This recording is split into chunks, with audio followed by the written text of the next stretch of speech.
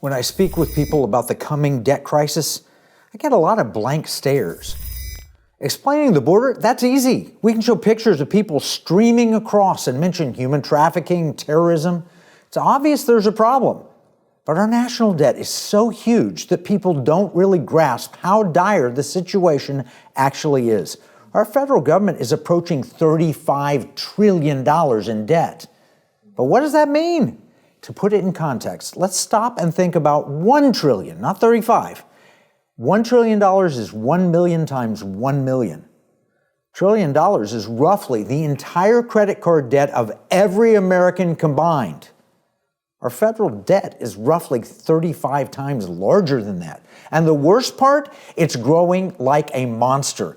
In the first 221 years of our nation, we accumulated $10 trillion of borrowed debt. In the last 15 years, we've added almost 25 trillion. And the pace is accelerating. When I wrote my latest book, Pirate Money, last June, I looked at the U.S. debt clock and we owed 32 trillion. But in less than 9 months since then, we've increased our debt by an extra $2 trillion. This monster is growing and will soon consume everything. It's like the Blob from a bad 1950s sci-fi film. Only this blob is real and very dangerous. Join me in the Economic War Room where I will share 5 undeniable truths about our economy and our plan to rescue you from the blob.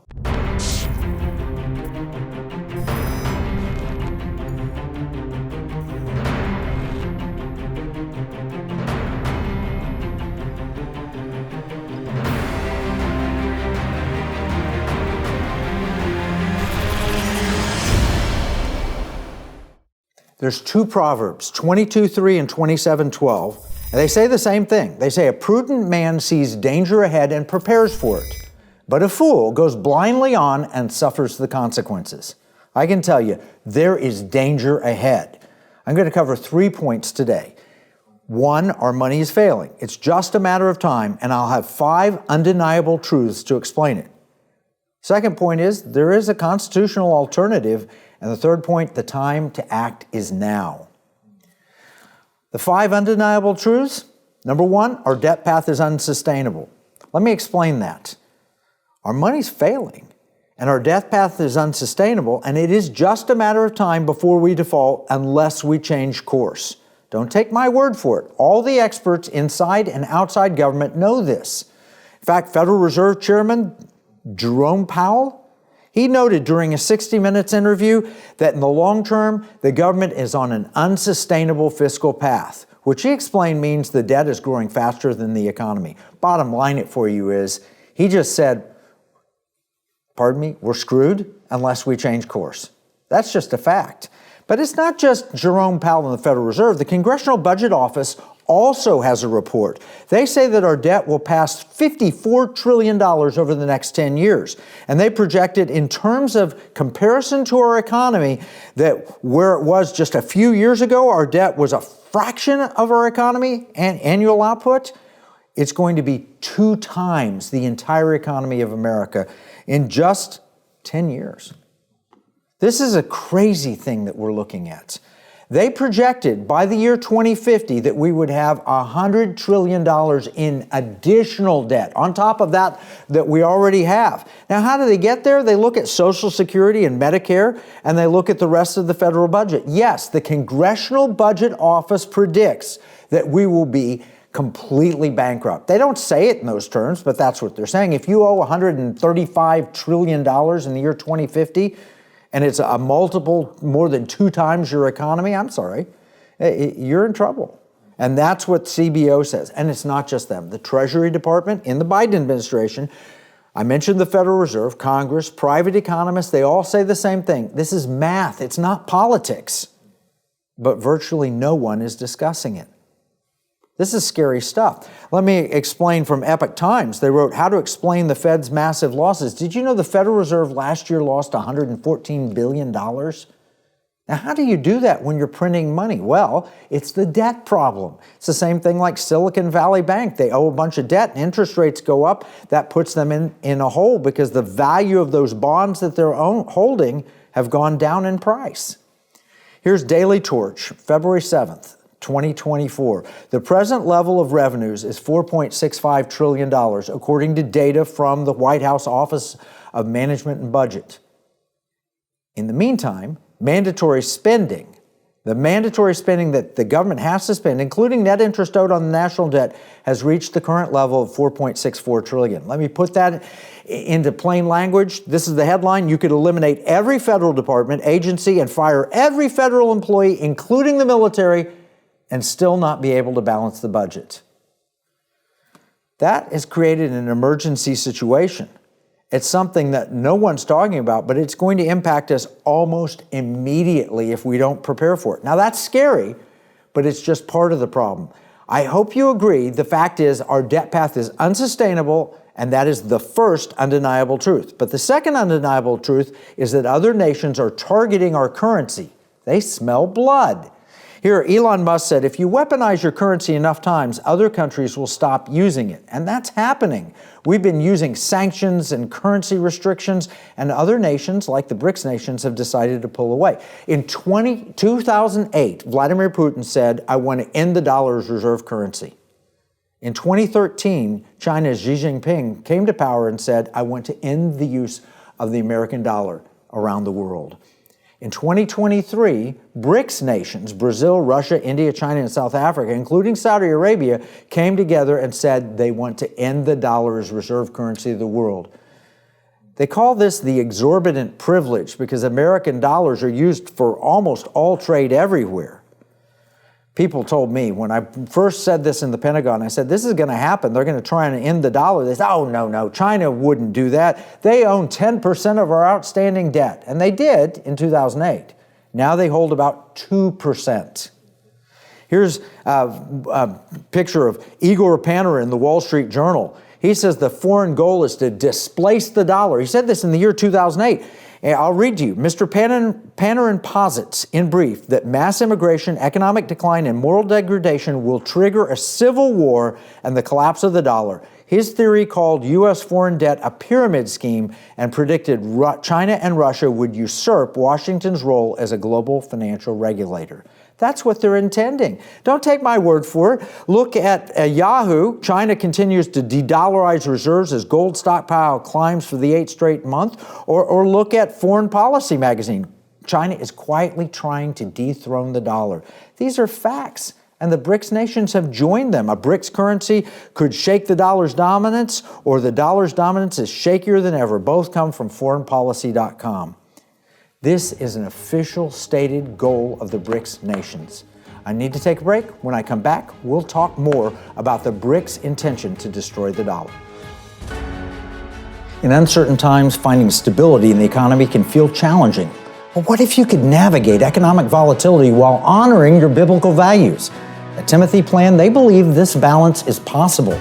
Timothy Plan filters its volatility-weighted ETFs and family of mutual funds through a biblical pro-life and pro-family lens, so you can see competitive returns and moral responsibility, helping you to weather the economic storms. With Timothy Plan, align your investments with your values while adapting to our ever-changing culture. Since 1994, Timothy Plan has been recognized leader in biblically responsible investing. Timothy Plan, your bridge between faith, finances, and the future. Visit timothyplan.com or call 1-800-TIM-PLAN or 1-800-846-7526. Investing includes risk, including possible loss of principal. Before investing, carefully consider a fund's investment objectives, risks, charges, and expenses contained in the prospectus available at timothyplan.com. Here's a $10 bill. It's got the picture of Alexander Hamilton on the front of it. You know, it's kind of sad. When I was 10 years old, everything that I could buy for $1 now costs about $10. That's the cost of inflation. It's just paper. It's not backed by anything. You can't exchange it for gold and silver. You used to, but you can't do that anymore. And that's unfortunate. You know, pirates wouldn't accept this. Pirates, they wanted gold and silver. patriots. The founders of this nation also wanted gold and silver coin. In fact, they put a provision in the Constitution, 17 words, that said states could only make gold and silver coins tender within the states. That's why I wrote this new book, Pirate Money, Discovering the Founders' Hidden Plan for Economic Justice and Defeating the Great Reset. It will explain exactly the history of money and exactly why gold and silver coins can be made modern with new technology and a useful monetary system. PirateMoneyBook.com.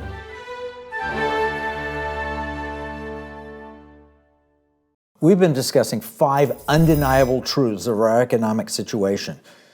We got to truth number 2, which is that other nations want to destroy the dollar. They want to remove it as the reserve currency. I want to quote here from Foreign Policy magazine. It says, this is 2023. Joe Sullivan explained that BRICS don't need to wait until a new currency is launched to challenge the U.S. dollar. According to the analyst, if BRICS create a rule to settle payments in local currencies among member nations, the U.S. dollar's dominance will automatically come down and affect the American economy at large. Now, how many nations are we talking about in BRICS? According to CNN, nearly 36 countries are seeking entry into the China and Russia-backed BRICS economic group. South Africa is part of it. So is Saudi Arabia. This is a growing movement, anti-American movement that's developed. So we have 2 proven, undeniable truths. 1, the death path that we're on is unsustainable, and 2, other countries want to break the dollar's reserve currency. I hope you see that. I hope that makes sense to you because I've laid out all the facts here. Now let's talk about the 3rd truth. The 3rd truth is inflation and the Cantillon effect create a wealth gap that hurts the poor and will eventually lead to destabilization of our country. What we've got here is real people who are going to get hurt. If we lose the reserve currency status, which happens because of our massive debt, point number 1, undeniable truth, and undeniable truth number 2 is other nations are trying to tear down our currency, and we lose the reserve currency, we're going to see major inflationary pressures. You think, well, how would that impact us? Look at the goods and services you buy. Are any of them imported? Any of them come from China? Well, guess what? They will suddenly become drastically more expensive if the dollar comes under pressure. And here at home, we'll have problems too, because interest rates will go up from those inflationary pressures. We saw interest rates rise because inflation rose just a couple of years ago. Now my question is, if we're producing $35 trillion of debt now, on our way to $135 trillion by the year 2050, who's going to buy all that debt? Who will buy it? We have one failed bond auction where, the government goes out and says, Wall Street, hey, sell our debt, see who wants to buy it. One time they come back and say, I'm sorry, Washington, but nobody's interested. That's at the point that we have absolute disaster. And when I say absolute disaster, I mean the currency doesn't just lose 90% of its purchasing power, as it's done in my lifetime, at least since I was 10 years old. 1971, Richard Nixon took us off the gold standard. In 1971, I could buy a Hershey bar for a dime, a Spider-Man comic for 15 cents, a large Slurpee for 15 cents, a McDonald's cheeseburger, fries, and chocolate shake for $1. It cost me $1.40. I could earn $1.60 an hour cutting my dad's lawn. I'd put two dimes in the collection plate and spend $1.40. You know what that basket of teenage dream? $20. $20 to buy the Hershey bar and the McDonald's meal and the comic and all that. $20. That's how much inflation has hurt us. But what happens if we go into a hyperinflation? Then it gets really bad. Since 1971, with this smaller than normal inflation rate, while we financialized our economy, we've created this massive wealth gap. The rich have gotten richer, the middle income has gone down, and the lower income has gone down. This is financial instability. That's what comes when you have that kind of wealth gap. And what else happens is if you lose the reserve currency status and you're that much in debt, you start to print $100 trillion bills like Zimbabwe did. Or Germany did this with 1 million Mark, where you had to have wheelbarrows full of money to buy a single loaf of bread. Or kids played with blocks of money rather than Legos, because the blocks of money were cheaper than the Legos. In Argentina, the inflation rate hit 124%. In Venezuela, the inflation rate was 1,300,000% in the year 2018. That's what happens when your currency fails, and real people will get hurt. Now, I mentioned the Cantillon effect. Cantillon effect was named after an economist who said, "He who was close to the king and the wealthy likely benefited from the distributional choices of currency through the system." I'll put it to you another way. That means if you're close to Washington, D.C. or New York, where they're producing all the money, then it's easy to get money and it's easy to protect yourself against inflation. But if you're sitting as a farmer in Iowa, it's not so easy. It's hard to get money. And if you have a collapse of the currency and they replace it with something else, you're going to be among the last taken care of. Poor people, they have a real struggle with inflation. That's who it hurts the most. And this income inequality can lead to economic instability. That's from the International Monetary Fund. Inflation. By the way, people say inflation's the problem. No, inflation is not the problem. In fact, inflation is a necessary evil. Just imagine if we didn't have inflation, but the money printers printed $35 trillion or $135 trillion, and it was all held in Washington, D.C., they would essentially buy everything we own if they stopped inflation, like with wage and price controls. So they'd have all the money and we'd have nothing. Isn't that a World Economic Forum plan? You'll own nothing and be happy. Bottom line is that if they keep printing money like this and prices don't go up, then they'll have all this money, they'll buy everything and own everything. Inflation's a necessary evil. I don't think anybody's talking about that, but it really is true. I would rather have zero inflation with a stable money supply. But if they're going to be printing that much money, we have to have inflation so that the house that I already own will go up and someone won't buy it out from under me. Now, it's devastating to poor people. We need to solve the real problem. It's not inflation, it's the excess money printing. Truth number 4. Unfortunately, governments see what's happening and they intend to weaponize the currency against us. They call it central bank digital currency, CBDC. So how do you solve for a failing currency and also keep the masses in check? You use your money as a control mechanism. China has an example. They're using social credit scores to control people. And in fact, if you went to get your money out of a failing bank, they'd turn on your iPhone, they'd turn your healthcare app red. Oh no, you need to be quarantined, and force you to go home. They're literally controlling people with social credit scores. They've created something called the digital yuan. You've heard about this. It is a direct threat to the dollar, but it's a threat to liberty in China as well. And central bank digital currency, we call it Biden bucks here, Executive Order 14067, where literally President Biden, 37 pages long, dated March 9th, 2022, decided that all our money should be a control mechanism so that they can implement DEI and ESG and fight climate change and all of that. And then the IMF has the same thing. They released a paper on September 7th of last year, and they talk about coordinating all of our money through central bank digital currency to control us. If you've driven too many miles, you can't buy gasoline. If you're too heavy, you can't buy a cheeseburger. This is a control mechanism designed to control us. We're going to take a break. When we come back, we'll dive into solutions. Oh, hi. I'm Kevin Sorb. And I'm here to tell you about coffee. Well, not really, but I'm going to use coffee to illustrate my point. Here we have several different coffees, each with its own unique characteristics. First, we have instant coffee. This coffee pretends to be coffee, but it's not really coffee at all. It's a fraud. Plus, it tastes terrible. I'm out. Next, we have woke coffee. Their coffee actually tastes pretty good, until you find out that when you drink it, you have to admit that you've oppressed other coffees in the past. Insanity. I'm out. Next, we have Big Tech Coffee. Now, these guys used to encourage folks to share with others what they thought about their coffee. But now, if you say you don't like Big Tech Coffee, they'll take away your coffee pot. I'm out. This brings us to Patriot Mobile Coffee, right? This is one big cup of truth and freedom. There's no fraud here. Patriot Mobile is America's real Christian conservative wireless provider. Patriot Mobile gives back millions of dollars every year to organizations that are on the front lines fighting for our freedoms. Patriot Mobile offers the best nationwide 4G and 5G coverage on the same networks as the other major carriers. So you'll get the same great coverage, along with 100% US-based customer support, while knowing you are supporting a company that shares your conservative values.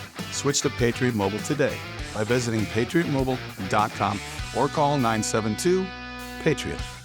We've been talking 5 undeniable truths about money, the economy, and so forth. The fourth one is governments intend to weaponize money against the people. Now, we're talking central bank digital currency. We're talking the IMF is involved in this. President Biden wrote an executive order. They have intention for you to have no privacy. Everything you buy, sell, do, be monitored. The government would have a line item veto on all your spending. And all this will be legal because you'll agree to the terms. There'll be a financial crisis, and this will be shown as the only path out. This is the domestic economic war, aka the Great Reset. And we know that they've been debanking people like Tucker Carlson, Nigel Farage, and our friend Nick Vujicic. And they say basically, if you support the wrong politician, we'll take your bank account away. This isn't conjecture. It's an undeniable truth. And we'll put in the battle plan the exact quote and the link where you can see that the Canadian finance minister actually said that. So can we all agree that governments intend to weaponize currency and our access to it? They tell us what they're going to do, and we see them doing it even now in crude ways. So what happens when they get CBDC? Of course they'll take control. Undeniable truth number 5, money is changing in major ways. That's true whether you use PayPal and Venmo. Those didn't exist 30 years ago. Or tap to pay on your iPhone, or Bitcoin, or a cashless society where you go in, we don't take cash here. Or the reverse ATMs where you put cash in and they give you a debit card out. Here's a quote, the cashless future is here, so is Big Brother. All those things are happening right now, and the speed of change is accelerating. It's very easy to slip in an all-digital currency. But I have a question. If money's changing, shouldn't the changes be optional and beneficial? I think they should. So our 5 undeniable truths are absolute. Our debt path is unsustainable. Other nations are targeting our currency. Inflation and the Cantillon effect are hurting the poor and creating a wealth gap and destabilization. Governments intend to weaponize our currency, and money is changing in major ways. So what do we do about it? That's just point number 1. Our money's failing, and it will be replaced. It's a matter of time. So what do? We have one constitutional alternative, and the time to act is now. So if you weren't depressed by the 5 undeniable truths that prove our money is failing, you're not paying attention. The good news is we have an answer, and states can do something about it. I've written about this in the book Pirate Money. You've probably heard us talk about it. States can create constitutional currency under Article 1, Section 10 that would be transactional gold and silver. And this is gold doubloon, and this is a silver piece of 8. Can you imagine instead using a debit card or tap to pay and using gold and silver? That's happening. It's happening right now on a commercial basis. The courts have approved the elements that are necessary. I cover all this in the book Pirate Money. We're not talking about eliminating the US dollar, just offering a valid choice. And you know what? 25 states are considering it right now. I've met with legislators in Florida and Tennessee and Oklahoma and Texas and Utah and Georgia and Kansas and Iowa and Alaska. 25 states are looking at doing what we call pirate money. It's incredible. So what is money? It's a unit of account. It's a medium of exchange. It's a store of value. According to the Bible, it's gold and silver. According to the founders in the Constitution, it's gold and silver. Guess what? We have a way to make that transactional and useful. If we make it transactional and useful, according to what I wrote here and according to what I've written in other papers, it might mean you could own gold and silver without fear of capital gains taxation because you are owning money and not a commodity or an asset. So the founders, they hated paper money. George Washington said, paper money has had the effect in your state that it will ever have. Ruin commerce, oppress the honest, and open the door to every species of fraud and injustice. Jefferson was a little more direct. He said, paper is poverty. It's only the ghost of money and not money itself. Paper money, 1 million mark. Paper money, the Zimbabwe currency. We have an alternative here in America. We call it constitutional money. It's based on the dollar, which was a Spanish milled dollar. It's gold and silver coin, Article 1, Section 10. which says no state shall make anything but gold and silver coin a tender in payment of debts. The founders were very specific. They wanted gold and silver. And we have court rulings like the Briscoe versus Bank of Kentucky in 1837, which is again explained in this book, which basically lays out that a state bank or depository can take money on deposit, real money, gold and silver, and produce a certificate like this Bank of Kentucky note, and that can function as currency in a system. Now, 100 years ago, you could buy a great man's suit, shoes, shirt, and tie for 1 ounce of gold. You can still do it today. Gold holds its value. 100 years ago, you could buy 5 gallons of gasoline for 10 dimes. That's still true today if you had the silver content of any dime produced before 1964. This is economic safety. This is economic justice. This is the answer to the 5 undeniable truths. We have to make gold and silver transactional. Does it work? Yeah, absolutely it works. You can use a state depository and you can use modern technology. We covered this in episodes 277 and 280 where we featured Jason Cousins of Glint. What I want to do is I want to share with you a little video that I produced to test it myself. I took my gold coin and I tried to buy some food with it. People say, well, you can't, what good is gold? You can't eat it. Well, you can buy food with it. Let's take a look. We just landed in Florida. It's so exciting. We're at my favorite grocery store, and I brought my gold escudo. This is a gold doubloon. It's got over $100 worth of gold. I'm gonna go see if I can buy some oranges with this. Let's see if it'll take my gold. Delicious Florida oranges. There we go. And where do I put the coin? Oh, I'll just use my Glint card and pay that way. There we are. On February 2nd, 3 p.m., I paid $5.99 with 0.0914 grams of gold. Success! Florida oranges, bought with gold, paid by Glint. So what I want, I've been with the CEO of Glint, we've gone state by state by state and said, hey, adopt this technology in your state. You don't have to use Glint, you use somebody else, but make it legal tender, gold and silver according to the Constitution, and then make it functional money with transaction capability like that.